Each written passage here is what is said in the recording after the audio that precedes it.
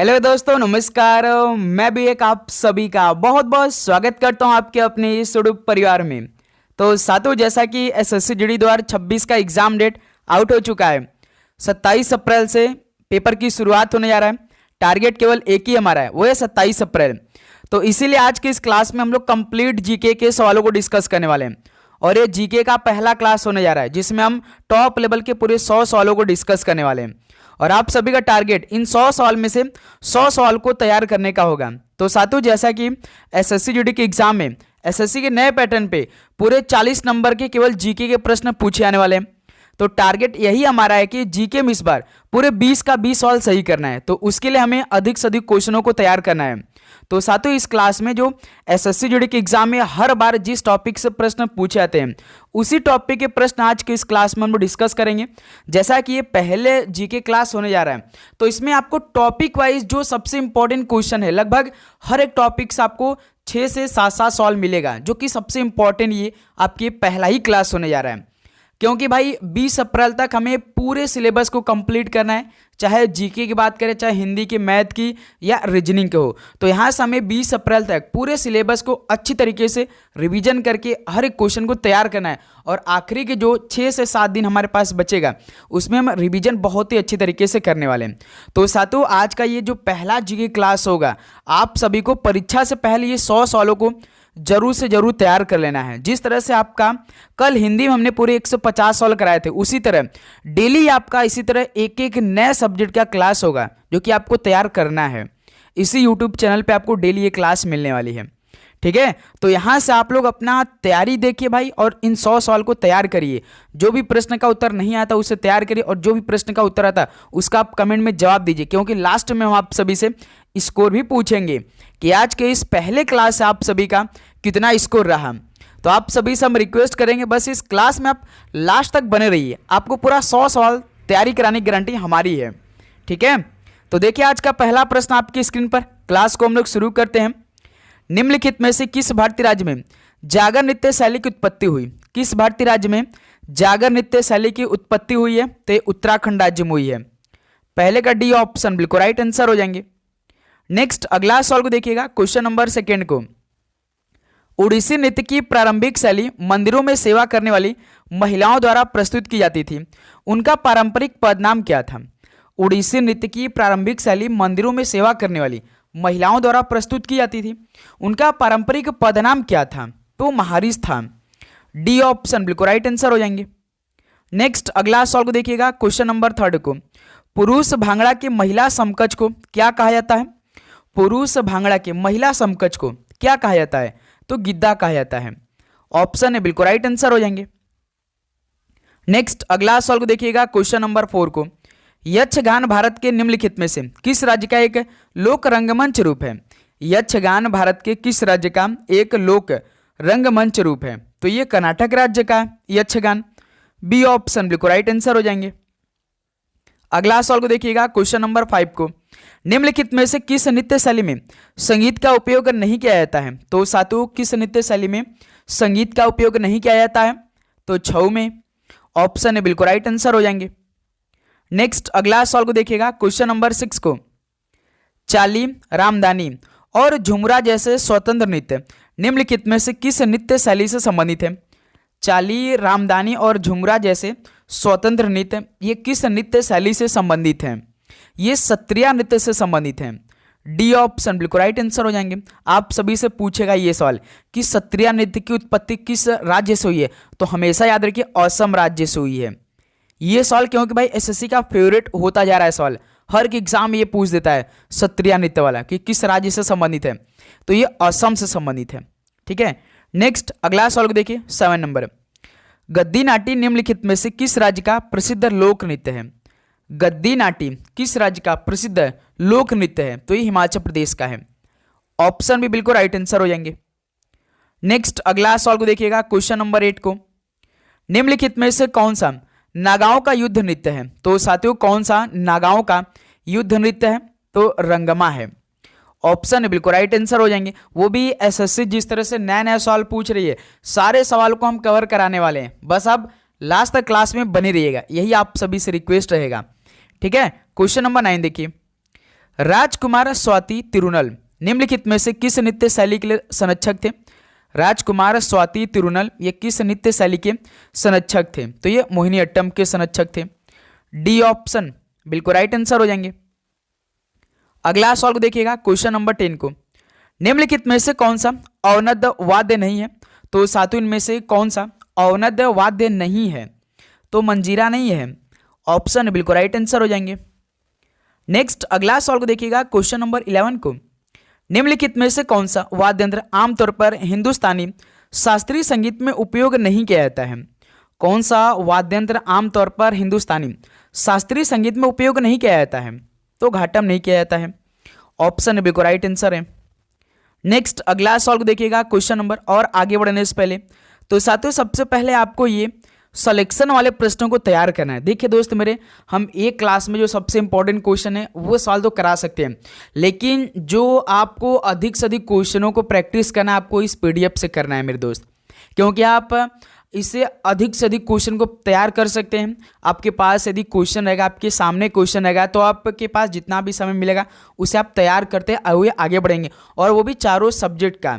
तो साथों हम एसएससी के नए पैटर्न पे आपके लिए जो कि सबसे इंपॉर्टेंट क्वेश्चन बन सकता है एसएससी एग्जाम के लिए वो तैयार कर देंगे भाई, जिसमें आपको जीके जिस कंप्लीट मिलेगा डिटेल सोल्यूशन के साथ। इसके अलावा स्टैटिक जीके पूरा कंप्लीट दे रहे हैं भाई। इंग्लिश प्लस हिंदी सारे क्वेश्चन आपको दे रहे हैं। करंट अफेयर पूरा 1 साल का प्रोवाइड कर रहे हैं। रीजनिंग पूरा कंप्लीट दे रहे हैं डिटेल सोल्यूशन के साथ विथ चैप्टर वाइज। मैथ्स भी आप सभी को पूरा कंप्लीट मिला डिटेल सोल्यूशन के साथ विथ चैप्टर में। तो इसके अलावा हम आप सभी को 500 क्वेश्चनों का जीके का टेस्ट देंगे, और स्टैटिक जीके का अलग से लगभग आप सभी को 2800 क्वेश्चन हम प्रोवाइड करने वाले हैं।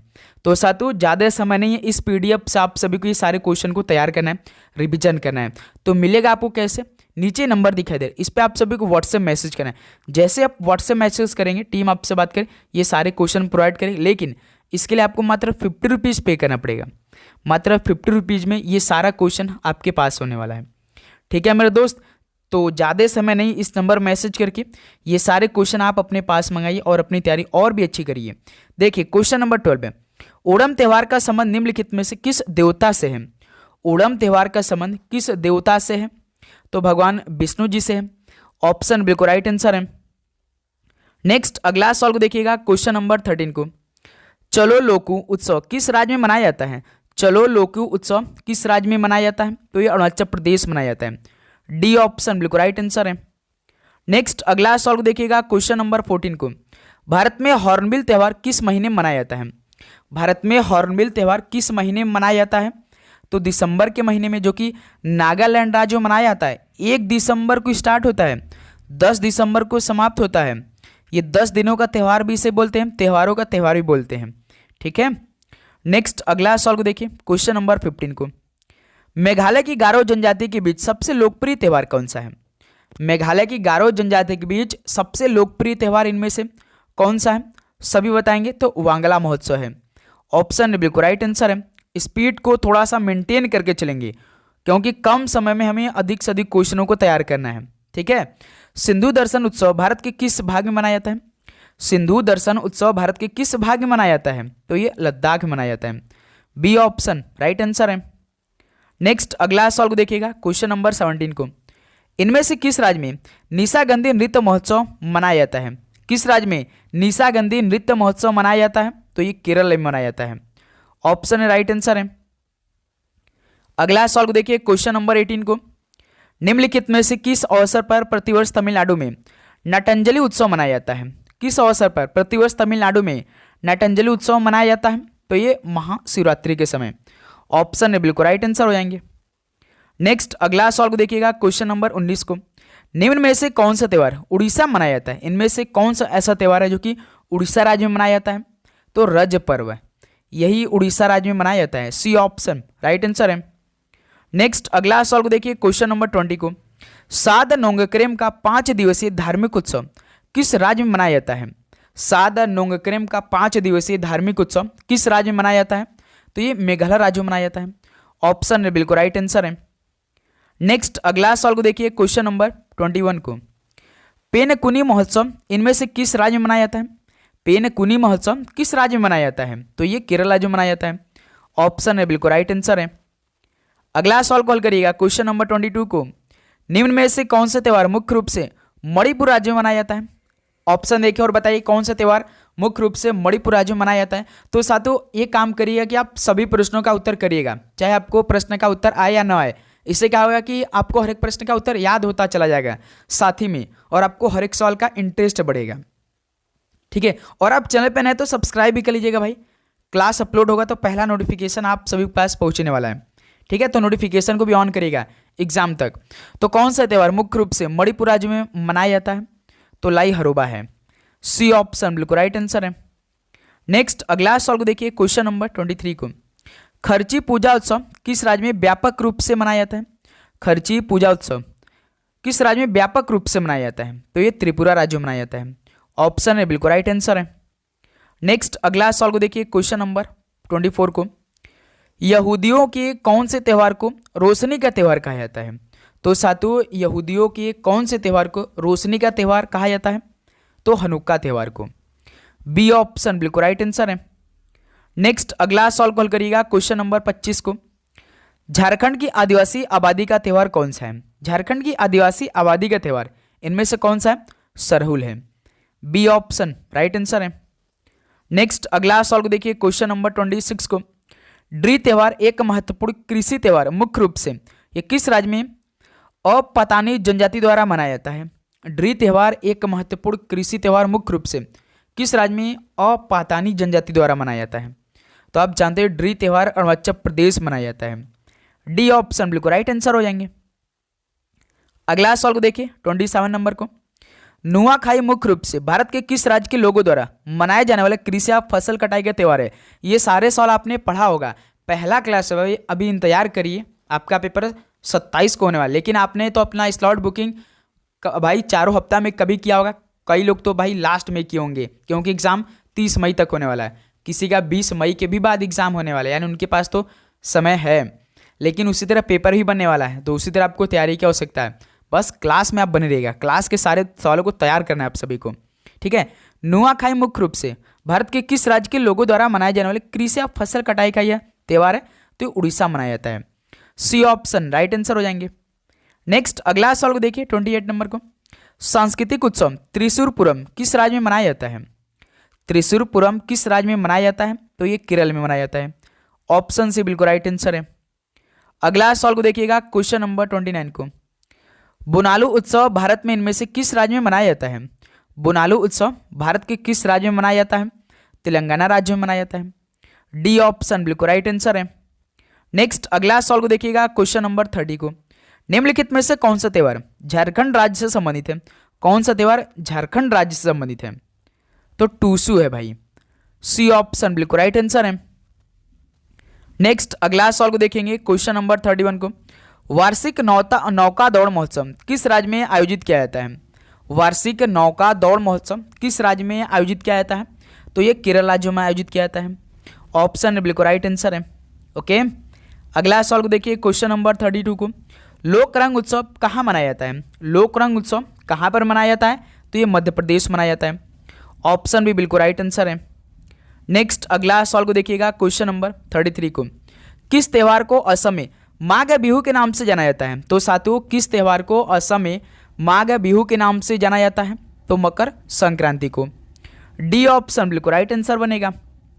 अगला सवाल को देखेंगे 34 नंबर को, निम्नलिखित में से किस त्यौहार को पिरला पांडुगा के नाम से भी जाना जाता है? तो साथियों किस त्यौहार को पिरला पांडुगा के नाम से भी जानते हैं? तो मुहर्रम को, सी ऑप्शन बिल्कुल राइट आंसर है। नेक्स्ट अगला सवाल को देखिएगा क्वेश्चन नंबर 35 को, पौलकूट ये किस राज्य में मनाए जाने वाले सभी त्योहारों में सबसे बड़ा है?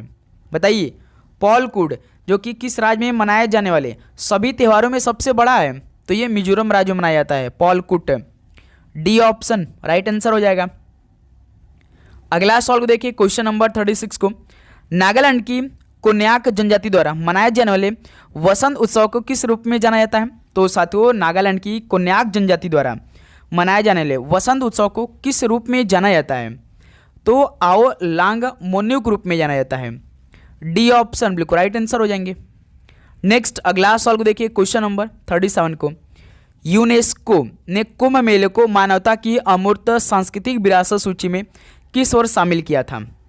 बताएंगे आप लोग।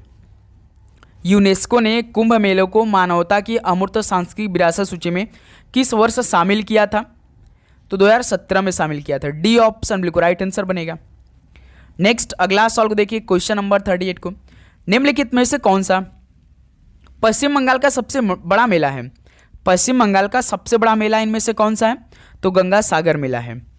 ऑप्शन भी बिल्कुल राइट आंसर हो जाएगा। ठीक है, क्वेश्चन नंबर 39 देखिए, कर्नाटक संगीत में कितने प्रमुख राग हैं? कर्नाटक संगीत में कितने प्रमुख राग हैं? तो पूरे 72 प्रमुख राग हैं। ऑप्शन ए राइट आंसर है। नेक्स्ट क्वेश्चन नंबर 40 को देखिए, निम्नलिखित में से कौन सा कर्नाटक शैली रचना का भाग नहीं है? साथियों, कर्नाटक शैली रचना का भाग इनमें से कौन सा नहीं है? तो चतुरंग नहीं है, ध्यान रखिएगा। सी ऑप्शन बिल्कुल राइट आंसर है। नेक्स्ट अगला सवाल को देखिए, क्वेश्चन नंबर 41 को, कलमकारी नामक शैली के लिए पारंपरिक आधार सामग्री के रूप में उपयोग की जाती है या किया जाता है? किसकी भाई? कलमकारी नामक शैली के लिए पारंपरिक आधार सामग्री के रूप में उपयोग की जाती है या किया जाता है? किसकी की जाती है? तो कपड़ा की भाई। डी ऑप्शन बिल्कुल राइट आंसर हो जाएंगे।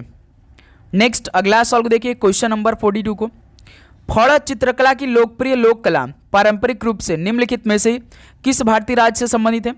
फड़ चित्रकला की लोकप्रिय लोक कला पारंपरिक रूप से यह किस भारतीय राज्य से संबंधित है? तो ये राजस्थान राज्य से संबंधित है। डी ऑप्शन बिल्कुल राइट आंसर है।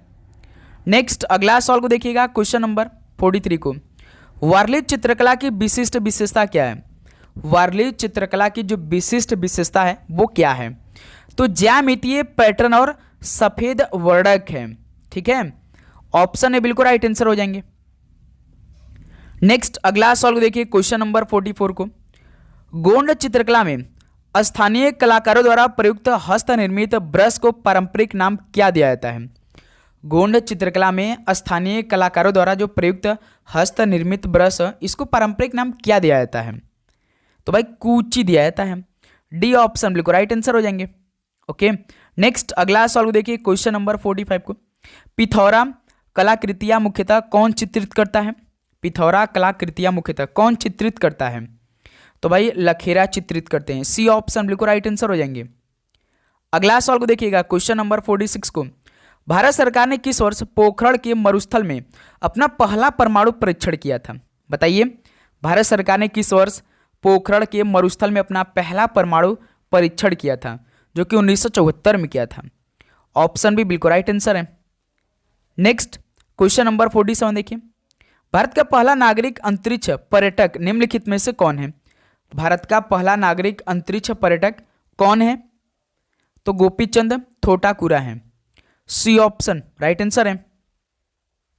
क्वेश्चन नंबर 48 देखिए, निम्नलिखित में से किस राज्य में नेस्ले इंडिया लिमिटेड ने 1961 में अपना पहला कारखाना स्थापित किया था? किस राज्य में नेस्ले इंडिया लिमिटेड ने 1961 में अपना पहला कारखाना स्थापित किया था? तो ये पंजाब में किया था। बी ऑप्शन बिल्कुल राइट आंसर हो जाएंगे। नेक्स्ट अगला सवाल को देखिए, क्वेश्चन नंबर 49 को, 2021 में पहली हरित हाइड्रोजन माइक्रोग्रिड परियोजना शुरू हुई, तो किस राज्य में? 2021 में पहली हरित हाइड्रोजन माइक्रोग्रिड परियोजना शुरू हुई थी, तो ये आंध्र प्रदेश में हुई थी। सी ऑप्शन बिल्कुल राइट आंसर हो जाएंगे। अगला सवाल को देखिएगा, क्वेश्चन नंबर 50 को, स्वतंत्र भारत का पहला तेल क्षेत्र किस राज्य में खोया गया था? स्वतंत्र भारत का जो पहला तेल क्षेत्र है वो किस राज्य में खोजा गया था? ध्यान रखिएगा, असम राज्य में खोजा गया था। ऑप्शन बिल्कुल राइट आंसर हो जाएंगे। तो साथियों लास्ट में भी आप सभी से हम स्कोर पूछेंगे भाई, बता दीजिएगा कि आप सभी कितना स्कोर आज के सेशन से। ठीक है, भारत का पहला ई वेस्ट यानी इलेक्ट्रॉनिक अपशिष्ट क्लिनिक स्थापित किया गया है। भारत का जो पहला ई वेस्ट क्लिनिक स्थापित किया गया वो किस शहर में किया गया है? तो ये भोपाल में किया गया है। ऑप्शन है बिल्कुल राइट आंसर हो रहे हैं। नेक्स्ट अगला सवाल को देखिए, क्वेश्चन नंबर 52 को, भारत का पहला ग्राफीन नवाचार केंद्र किस राज्य में स्थापित किया गया है? तो साथियों जो भारत का पहला ग्राफीन नवाचार केंद्र है वो किस राज्य में स्थापित किया गया है? केरल राज्य में किया गया है। डी ऑप्शन बिल्कुल राइट आंसर हो जाएंगे। ठीक है, अगला सवाल को देखिए, क्वेश्चन नंबर 53 को, भारत ने पहली बार ओलंपिक खेलों में किस वर्ष भाग लिया था? भारत ने पहली बार ओलंपिक खेलों में किस वर्ष भाग लिया था? तो 1900 में लिया था। डी ऑप्शन बिल्कुल राइट आंसर हो जाएंगे। नेक्स्ट अगला सॉल्व देखिए क्वेश्चन नंबर 54 को। निम्नलिखित में से किस नदी पर स्वतंत्र भारत का पहला नदी बांध बनाया गया था? किस नदी पर स्वतंत्र भारत का पहला नदी बांध बनाया गया था? तो ये दामोदर नदी पर। डी ऑप्शन बिल्कुल राइट आंसर है। अगला सॉल्व देखिए क्वेश्चन नंबर 55 को। पेरिस ओलंपिक 2024 में भारत ने कितने पदक हासिल किए थे? बताइए, पेरिस ओलंपिक 2024 में भारत ने टोटल कितने पदक जीत लिए थे भाई? तो केवल 6 पदक भारत ने जीते थे। डी ऑप्शन बिल्कुल राइट आंसर है। नेक्स्ट अगला सॉल्व देखिए क्वेश्चन नंबर 56 को। पेरिस ओलंपिक 2024 के समापन समारोह में भारत के सह ध्वजवाहक निम्नलिखित में से कौन थे? तो साथियों, पेरिस ओलंपिक 2024 के समापन समारोह में भारत के सह ध्वजवाहक कौन कौन थे? तो एक मनु भाकर थी और पीआर श्रीजेश थे। डी ऑप्शन बिल्कुल राइट आंसर है। नेक्स्ट अगला सॉल्व देखिए क्वेश्चन नंबर 57 को। भारत में एशियाई खेलों का आयोजन कितनी बार हुआ है? साथियों, भारत में एशियाई खेलों का आयोजन कितनी बार हुआ है? तो पूरे 2 बार हुआ है। सी ऑप्शन बिल्कुल राइट आंसर है। नेक्स्ट अगला सॉल्व देखिए क्वेश्चन नंबर 58 को। इनमें से किस खेल को पहली बार 1990 में एशियाई खेलों में शामिल किया गया था? तो साथियों, किस खेल को पहली बार 1990 में एशियाई खेलों में शामिल किया गया था? बताएंगे आप लोग। तो कबड्डी को। बी ऑप्शन बिल्कुल राइट आंसर हो जाएंगे। इसी तरह सवाल पूछे जा रहे हैं ना एसएससी के पेपर में इस टाइम, तो तैयार रहिए भाई सारे प्रश्नों को तैयार करने के लिए। ठीक है। भारत का सबसे पुराना हॉकी टूर्नामेंट कौन सा है? भारत का जो सबसे पुराना हॉकी टूर्नामेंट है वो कौन सा है? तो बीटन कप है। बी ऑप्शन बिल्कुल राइट आंसर है। नेक्स्ट क्वेश्चन नंबर 60 देखिए। ओलंपिक ध्वज में परस्पर जुड़े 5 छल्ले क्या दर्शाते हैं? ओलंपिक ध्वज में परस्पर जुड़े 5 छल्ले क्या दर्शाते हैं?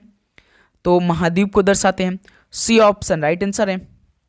नेक्स्ट अगला सॉल्व देखिएगा क्वेश्चन नंबर 61 को।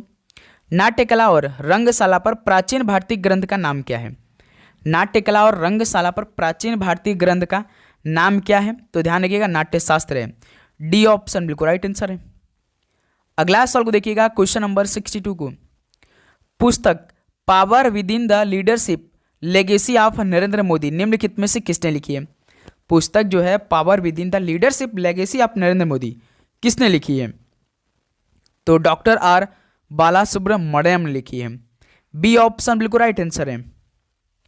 अगला सॉल्व देखिए क्वेश्चन नंबर 63 को। काव्यादर्श पुस्तक के रचयिता का नाम बताइए। काव्यादर्श पुस्तक के रचयिता का नाम क्या है भाई? तो दंडी है। ऑप्शन में बिल्कुल राइट आंसर बनेगा।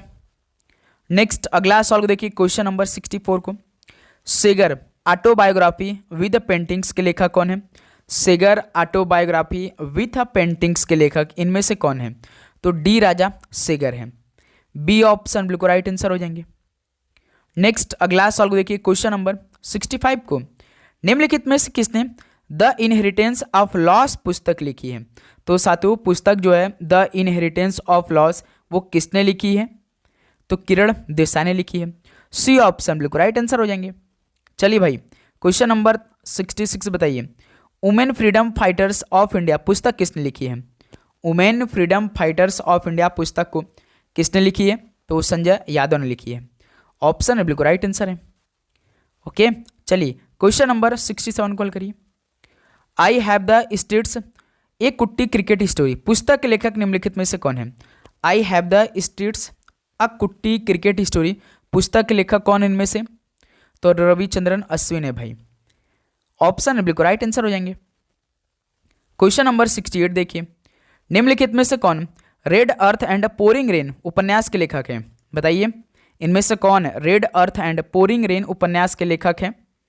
तो विक्रम चंद्र हैं। बी ऑप्शन बिल्कुल राइट आंसर हो जाएंगे। नेक्स्ट अगला सॉल्व देखिए क्वेश्चन नंबर 69। किसके द्वारा एक पुस्तक क्लियर लाइट ऑफ डे लिखी गई है? तो साथियों, किसके द्वारा एक पुस्तक क्लियर लाइट ऑफ डे लिखी गई है? तो अनीता देसाई के द्वारा। ऑप्शन ए बिल्कुल राइट आंसर है। नेक्स्ट अगला सॉल्व देखिए क्वेश्चन नंबर 70 को। अ नेशन इन मेकिंग नामक पुस्तक के लेखक हैं। अ नेशन इन मेकिंग नामक पुस्तक के लेखक इनमें से कौन है? सुरेंद्रनाथ बनर्जी हैं। बी ऑप्शन बिल्कुल राइट आंसर है। नेक्स्ट अगला सॉल्व देखिएगा क्वेश्चन नंबर 71 को। कैपिटल एंड ग्रोथ नामक पुस्तक किसने लिखी है? बताइए कैपिटल एंड ग्रोथ नामक पुस्तक को किसने लिखी है? तो जॉन हिक्स ने लिखी है। ध्यान रखिएगा डी ऑप्शन बिल्कुल राइट आंसर हो जाएंगे। अगला सॉल्व देखिए क्वेश्चन नंबर 72 को। प्रसिद्ध तमिल महाकाव्य मणि मेकलाई की रचना किसने की है? कल साथियों हिस्ट्री से क्लास शुरू होगी आपकी, ठीक है, क्योंकि भाई पूरे टॉपिक कवर कराना है तो बिल्कुल एकदम मन से हमें सभी प्रश्नों को करना है। बस आप भाई क्लास के जितने भी सवाल कराएंगे तैयार करते रहिए साथ में। प्रसिद्ध तमिल महाकाव्य मणि मेकलाई की रचना किसने की है? तो सत्यनारायण ने की है। डी ऑप्शन बिल्कुल राइट आंसर है। चलिए क्वेश्चन नंबर 73 को हल करिए। मिल्क मैन ऑफ इंडिया किसे कहा जाता है? मिल्क मैन ऑफ इंडिया किसे कहते हैं? वर्गीज कुरियन को कहते हैं। ऑप्शन बी बिल्कुल राइट आंसर है। अगला सवाल को देखिए, क्वेश्चन नंबर 74 को। महाराष्ट्र भारत में अजंता गुफाओं की अवस्थिति पर गुफा संरचनाओं कुल संख्या कितनी है, जिसमें वह गुफा भी शामिल है जो कभी पूरी नहीं हुई है? बताइए। महाराष्ट्र भारत में अजंता गुफाओं की अवस्थिति पर गुफा संरचनाओं कुल संख्या कितनी है, जिसमें वह गुफा भी शामिल है जो कभी पूरी नहीं हुई? तो बताइए भाई कुल संख्या कितनी है इसकी? तो पूरे 30 है भाई। ऑप्शन है बिल्कुल राइट आंसर बनेगा। क्लियर। नेक्स्ट अगला सवाल को देखिए, क्वेश्चन नंबर 75 को। भीमबेटका के शैलाश्रय भारत के निम्नलिखित में से किस राज्य में स्थित है? भीमबेटका के शैलाश्रय भारत के किस राज्य में स्थित है? तो ये मध्य प्रदेश में स्थित है। ऑप्शन है बिल्कुल राइट आंसर है। नेक्स्ट अगला सवाल को देखिए, क्वेश्चन नंबर 76 को। यूनेस्को विश्व धरोहर स्थल काकतीय रुद्रेश्वर मंदिर भारत के निम्नलिखित में से किस राज्य में स्थित है? यूनेस्को विश्व धरोहर स्थल है काकतीय रुद्रेश्वर मंदिर, तो ये भारत के किस राज्य में स्थित है? तो ये तेलंगाना राज्य में स्थित है।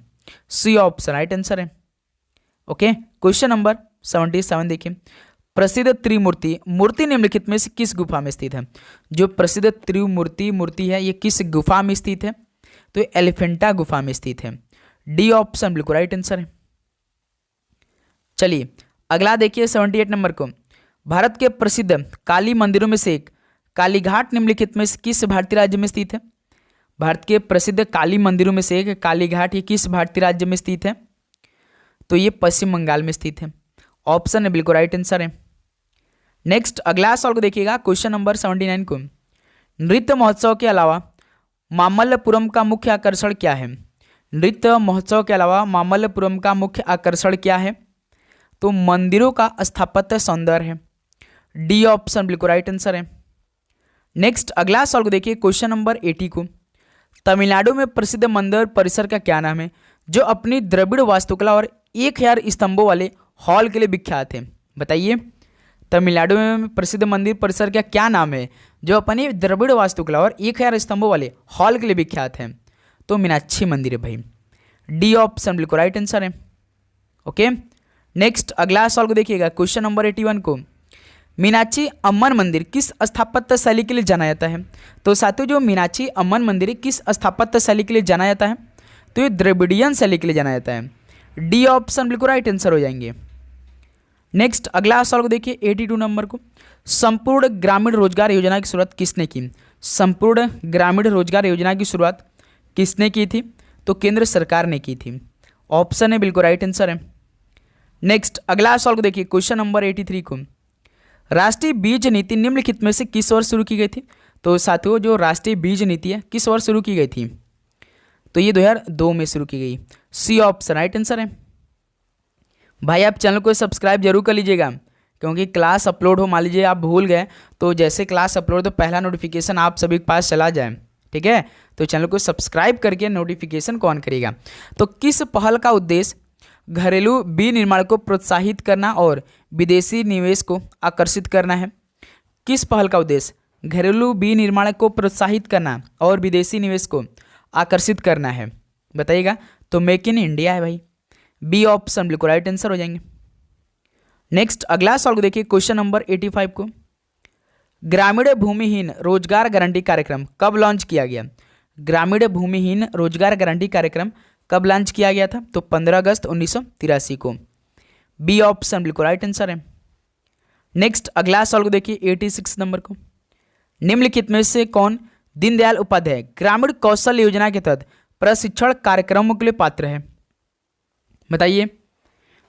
तो कौन दीनदयाल उपाध्याय ग्रामीण कौशल योजना के तहत प्रशिक्षण कार्यक्रमों के लिए पात्र है? तो आज जिनकी आयु 15 वर्ष लेकर 35 वर्ष के बीच में है ये पात्र हैं। ऑप्शन है बिल्कुल राइट आंसर है। नेक्स्ट अगला सवाल को देखिए, क्वेश्चन नंबर 87 को। भारत में शहरी आवास की कमी को दूर करने के उद्देश्य से प्रमुख मिशन प्रधानमंत्री आवास योजना की शुरुआत किस वर्ष की गई थी? भारत में शहरी आवास की कमी को दूर करने के उद्देश्य से प्रमुख मिशन प्रधानमंत्री आवास योजना की शुरुआत किस वर्ष की गई थी? तो 2015 में इसकी शुरुआत की गई। डी ऑप्शन बिल्कुल राइट आंसर है। नेक्स्ट अगला सवाल को देखिए, क्वेश्चन नंबर 88 को, दीनदयाल उपाध्याय ग्रामीण कौशल योजना की आवेदन प्रक्रिया में परियोजना डिजाइन मूल्यांकन के लिए अधिकतम संभव अंक कितना है? दीनदयाल उपाध्याय ग्रामीण कौशल योजना की आवेदन प्रक्रिया में परियोजना डिजाइन मूल्यांकन के लिए अधिकतम संभव अंक कितना है? तो पूरे 1400 अंक है। बी ऑप्शन बिल्कुल राइट आंसर है। नेक्स्ट अगला सवाल को देखिए, क्वेश्चन नंबर 89 को, भारत में मिशन पोषण 2.0 योजना किस वर्ष शुरू की गई थी? भारत में मिशन पोषण 2.0 योजना किस वर्ष शुरू की गई थी? तो 2021 में शुरू की गई। बी ऑप्शन राइट आंसर है।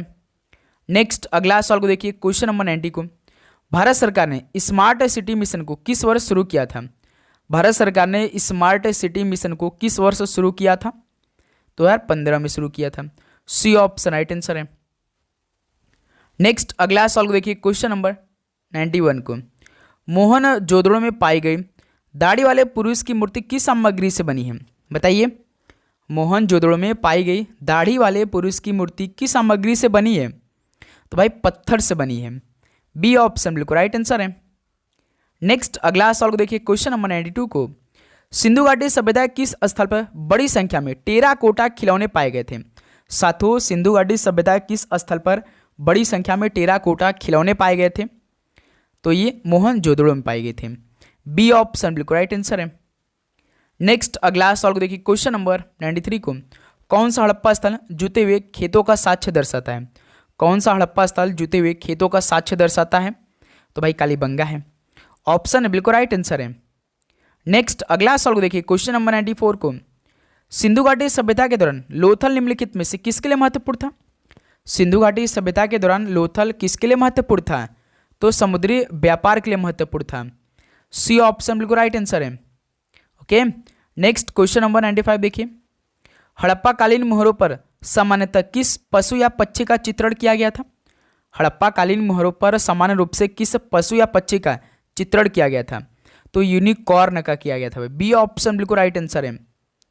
ओके, नेक्स्ट 96 को देखिए, सिंधु घाटी सभ्यता की प्रसिद्ध नर्तकी की प्रतिमा बनाने के लिए किस पदार्थ का उपयोग किया गया था? सिंधु घाटी सभ्यता की जो प्रसिद्ध नर्तकी प्रतिमा बनाने के लिए किया गया था, वो किस पदार्थ का उपयोग किया गया था? तो कांस्य का उपयोग किया गया था। बी ऑप्शन बिल्कुल राइट आंसर है। नेक्स्ट 97 को हल करिए, सिंधु घाटी सभ्यता में सबसे पहले कपास की खेती के साक्ष्य किस स्थान में मिले थे? तो साथियों, सिंधु घाटी सभ्यता में सबसे पहले कपास की जो खेती इसके साक्ष्य जो किस स्थान में मिले थे? तो मेहरगढ़ में मिले थे। ऑप्शन बिल्कुल राइट आंसर हो जाएंगे।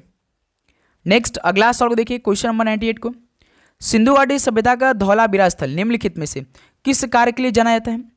सिंधु घाटी सभ्यता का धौलावीरा स्थल किस कार्य के लिए जाना जाता है? तो जल संरक्षण प्रणाली के लिए जाना जाता है। सी ऑप्शन राइट आंसर है। क्लियर? चलिए भाई, क्वेश्चन नंबर 99 को देखिए, हड़प्पा सभ्यता के दौरान आभूषण बनाने के लिए निम्नलिखित में से किस सामग्री का उपयोग नहीं किया जाता था? हड़प्पा सभ्यता के दौरान आभूषण बनाने के लिए किस सामग्री का उपयोग नहीं किया जाता था? तो हीरा का उपयोग नहीं किया जाता था। ऑप्शन बिल्कुल राइट आंसर है। चलिए दोस्त, लास्ट 100वां सवाल देखिए, कौन सा स्थल अपनी विस्तृत गोदी संरचना के लिए जाना जाता है? कौन सा स्थल अपनी विस्तृत गोदी संरचना के लिए जाना जाता है? तो भाई लोथल था। ऑप्शन बिल्कुल राइट आंसर है। तो साथियों, जीके पहले क्लास में पूरे 100 सवाल कंप्लीट हो गया। तो बता दीजिए कि आपका इन 100 सवाल में से लगभग कितना स्कोर रहा। तो उम्मीद करूंगा आपको सारे प्रश्न तैयार हो चुके होंगे भाई। यदि हम आप सभी से बीच में सवाल पूछते तो आपका उत्तर आ जाना चाहिए, ऐसा आपका टारगेट होना चाहिए भाई। ओके, तो साथियों, डेली क्लास करने के लिए आप चैनल को जरूर सब्सक्राइब करिएगा। इसी तरह आपको हर एक टाइप का क्वेश्चन करवाने वाले हैं कि हमारे एग्जाम में भाई सभी सवाल मिले और हम अच्छा स्कोर करें इस बार पेपर में। ठीक है, तो चलिए मिलते हैं साथी 11:30 पे एक और नए क्लास के साथ। उस क्लास में आप सभी को जोड़ना है। ठीक है, तो आप सभी को एग्जाम के लिए best of luck, all the very best. पढ़ाई करिए, मेहनत करिए, मॉक टेस्ट लगाइए, रिविजन करिए। ठीक है, रिलैक्स में एकदम अच्छे से, बी पॉजिटिव। आप लिख कर तैयारी करिए भाई, अच्छी आपकी तैयारी होगी। तो मिलते हैं एक और नए क्लास के साथ। आप सभी को जय हिंद, जय भारत। पढ़ाई करते रहिए, ऑल द वेरी बेस्ट। धन्यवाद।